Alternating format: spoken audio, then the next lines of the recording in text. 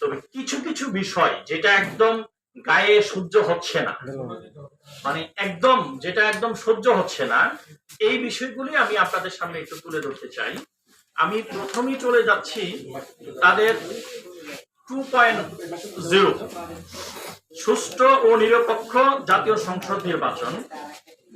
এই জায়গাতে এখানে ওনারা অনেকগুলো ধারা দিয়েছেন, এতগুলি ধারা ব্যাখ্যা করতে দীর্ঘ সময় প্রয়োজন, যেহেতু এখানে অনেক আলোচনা করবেন, অনেক বিজ্ঞ ব্যক্তিরা আছেন। তো মূল আলোচনায় চলে আসি। এখানে একটা বিষয় আছে যে স্বতন্ত্র প্রার্থী ইলেকশন করতে গেলে আপনার একটু আগে আমার পূর্ববর্তী যে বক্তা আমাদের সহকর্মী যিনি ভাগমারা অঞ্চল থেকে নির্বাচনে 2014 সালে প্রার্থী হয়েছিলেন, তো 2018 সালে আমিও প্রার্থী হয়েছিলাম, তখন সব দলগুলিও নির্বাচনে গেছে। তো আমি নিজে দেখতে পাইলাম যে আসলে এই যে 1% ভোট বলেন, আর এখানে লিখছে উনি মনে করেছেন যে 1% ভোট তো একটা বিশাল ভোট, যেখানে 4 লক্ষ ভোট যদি হয়, এখানে 1% মানে 4000 ভোটার সিগনেচার। আমরা জনগণের একটু আপন হইতে চাই, তাহলে আমরা এটা একটু 500 করে দিলাম। এর মানে হলো যে আসলে ওনারা গবেষণাটা কিছুই করেনি, ওনারা কোনো কিছু না বুঝেই শুধু আগেরটা দেখছে, দেখে দেখে আচ্ছা যেহেতু সরকারের একটা ফান্ড নিয়ে আমরা এত বড় একটা কমিশন তৈরি করছি, আমাদের তো কিছু না কিছু দিতে হবে। আমার কাছে এটাই মনে হয়েছে, এর বেশি তেমন কিছুই না। ওনারা এটা 500 ভোটারের অবস্থা দেখছে। আপনারা ইতিমধ্যে শুনেছেন যে ওনার নির্বাচনী এলাকায় 10 জন ভোটারকে ওনারা সর্টিং করে ডেকেছেন, এবং 10 জন ভোটারকে ওনারা প্রেসার ক্রিয়েট করেছেন যে তারা যেন নো বলে, যে না আমরা সিগনেচার দেই না। এবং এই বিষয়গুলি কিন্তু আমি নিজেও ভুক্তভোগী, যে আমরা যখন 17 সালে রাজনৈতিক দল নিবন্ধনের জন্য আমি আমার দলের পক্ষ থেকে আমরা আবেদন করেছি, তখন প্রত্যেকটা অঞ্চলের জন্য 200 ভোটারের সই লাগতো। এটা এই আইন এখন পর্যন্ত বহাল। আমরা 2015 সাল থেকে এই আন্দোলনটা করেছি, এবং আমাদের এই আন্দোলনের সাথে এখানে অনেকেই আছেন, আমাদের আব্দুল মুনিম ভাই আছেন, আমাদের মাওলানা সাহেব আছেন, হাসান ভাই, মানে এখানে যারা আছেন নাম বলে, রাজু ভাই, আমাদের এই যে ভাই, সব অনেকেই আছেন। আমাদের প্রায় 150টা রাজনৈতিক দল আমাদের ওই সংগঠনে ছিল, 150টা রাজনৈতিক দল, এবং বর্তমানে নিবন্ধন পেয়েছে, এবং অনেকগুলি রাজনৈতিক দল তখন আমাদের সাথে সম্পৃক্ত ছিল। তো আমরা ওই সময় নির্বাচন কমিশনে আমরা ঘেরাও করেছি, আমরা প্রধানমন্ত্রী কার্যালয়ে স্মারকলিপি দিয়েছি, আমরা রাষ্ট্রপতির কাছে স্মারকলিপি দিয়েছি, এবং বিভিন্ন বুদ্ধিজীবীদের সমন্বয়ে রাজপথে আমরা অনেক আন্দোলন করেছি, কিন্তু কোনো আন্দোলনে কোনো কাজ হয়। তো যেই আইনটা প্রথম করছে 111 সরকার, 111 সরকারের কাছে মনে হলো যে আসলে আমরা তো কিছুদিন পর পর রাজনীতিবিদে একটু এদিক সেদিক হয়, এই উসিলা তো আমরা আসি আসলে 3-4 মাস, 5 মাস, 6 মাস বা 1 বছর 2 বছর জন্য ক্ষমতা নেওয়ার জন্য। এখন রাজনৈতিক দলগুলিকে যদি ঠিক মতো না আটকাইতে পারি, আমরা তো এই 5 বছর পরে পরে এই সুযোগটা পাইতাম না।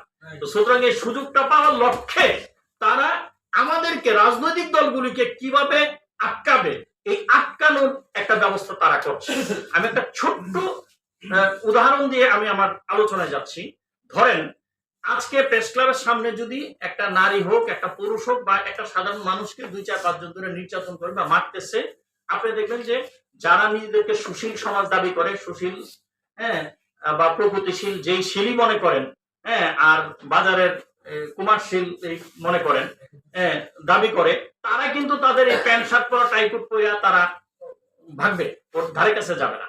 যেই ছেলেটা রাজনীতি করে, সে যেই দলই করুক, if he is a politician, সে গিয়ে বলবে আরে ভাই তাকে যে মারতেছো তার কারণটা কি, তার সমস্যাটা কি, তার অপরাধটা কি, অ্যাটলিস্ট এই কথাটা জিজ্ঞাসা করবে। এর মানে হচ্ছে সমস্ত পৃথিবীতে জনগণের জন্য, নির্যাতিত নিপীড়িত মানুষের জন্য কথা বলার একমাত্র পার্টি হচ্ছে যারা পলিটিশিয়ান, তারাই শুধু তাদের জন্য কথা বলে। এখন আপনাদের কথা হচ্ছে না মানবাধিকার সংগঠনগুলো রাজনীতির পার্ট। আমাদের পলিটিক্যাল ডেফিনিশনটা কিন্তু আমরা চেঞ্জ করে ফেলছি। পলিটিক্যাল ডেফিনিশন মানে হচ্ছে অনেকগুলি সমাজকর্মী, অনেকগুলি মানবাধিকার কর্মী একসাথে মিললে এটা রাজনৈতিক দল হয়, এটি সিস্টেম। তো আমরা মূল আলোচনায় আসি। মূল আলোচনা আমি অনেকগুলো না, আমি প্রথম তাদের দ্বিতীয় ধারাতে স্বতন্ত্র প্রার্থীর ক্ষেত্রে বলি। ওনারা 1% ভোটের জায়গায় 500 ভোটের কথা বলছে। অর্থাৎ আমি নির্বাচন করব, বিগত দিনগুলিতে তো 500 ভোট, 1% ভোট কোনো কিছুর প্রয়োজন ছিল না। বাংলাদেশ জন্মের পর থেকে যখন স্বতন্ত্র প্রার্থী নির্বাচন করত, একজন প্রস্তাবকারী সমর্থনকারীর ভিত্তিতেই স্বতন্ত্র প্রার্থী নির্বাচন করত। তো সুতরাং এখন হঠাৎ করে আমাকে কেন 1% ভোটের প্রয়োজন হচ্ছে, হঠাৎ করে কেন আমার 500 ভোটারের প্রয়োজন হচ্ছে? What the reason? এর মানে হচ্ছে আমার সরকারি দল যিনি থাকবেন, যিনি সরকারের যে ক্ষমতায় থাকবেন, উনি যদি মনে করেন যে তাকে নির্বাচন করতে দিব, তাহলে দিব।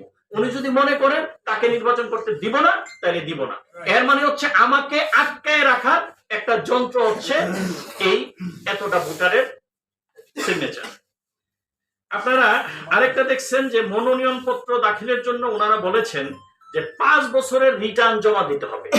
তো 5 বছরের রিটার্ন জমা দিতে হবে। তো আমার একজন কৃষক, আমার একজন শ্রমিক, আমার একজন মেহনতি মানুষ, আমার একজন রিক্সাওয়ালা, আমার তো প্রত্যেকের অধিকার আছে নির্বাচন করার, তাই না? বিষয়টা প্রত্যেকটা মানুষ, আমি বাংলাদেশের একজন জনগণ হিসাবে প্রত্যেকটা মানুষের অধিকার আছে নির্বাচন করার। এখন আপনি বলেন যে সব বাদ দেন, এই যে জাতীয় নাগরিক কমিটি গঠিত হয়েছে, এই যে জুলাই বিপ্লবের উপর বেস করে তারা যে রাজনৈতিক দল গঠন করবে, আপনি আমাকে বলেন তো, এখানে তো সবই ছাত্রদের সমন্বয়ে একটা রাজনৈতিক দল গঠন হচ্ছে। এই ছাত্রদের কয়জনের বিগত 5 বছরের ট্যাক্স রিটার্ন দেওয়া আছে? এর মানে হচ্ছে এই আইনটার মাধ্যমে বদিউল আলম মজুমদার মানে যদি এই আইনটা বাস্তবায়ন হয়, তাহলে এই নতুন যে রাজনৈতিক দলগুলি গঠিত হয়েছে, যারা ছাত্রদের সমন্বয়ে রাজনৈতিক দল গঠন হয়েছে, তাইলে তারা নির্বাচনে অংশগ্রহণ করতে পারবে না। অর্থাৎ তাদেরকে নির্বাচনে আটকানোর একটা ফর্মুলা, একটা ধান্দা। তাহলে কি আমরা এটা ধরে নিতে পারি যে আমাদের আব্দুল মোনেম ভাই একটু আগে যেটা বললো যে অবিভক্ত ভারত গঠনের তাদের যে নীল নকশা, এই নীল নকশার একটা অংশ বদিউল আলম মজুমদারের কমিশনের এই প্রস্তাবনা, এটাকে এটা প্রমাণ করে না ব্যাপারটা? আচ্ছা, তারপরে আমরা আসি 40% ভোট যদি না পড়ে, তাহলে এটা পুনর্নির্বাচনের কথা বলছে। উনি কিসের ভিত্তিতে এটা বললো যে 40% ভোট না বললে? আপনি ধরেন আপনি ইলেকশনে দাঁড়াইছেন, আমি ইলেকশনে দাঁড়াইছি, মানে হলো যে আপনার চেয়ে আমার একটা ভোট হলে বেশি পাইতে হবে, তাহলে আমি নির্বাচিত হব। তাহলে বাংলাদেশে যদি আপনি 100% ভোট ধরেন, তাহলে অ্যাটলিস্ট মোর দেন 50% হইলে না আমি ধরে নিতে পারি যে হ্যাঁ, মানে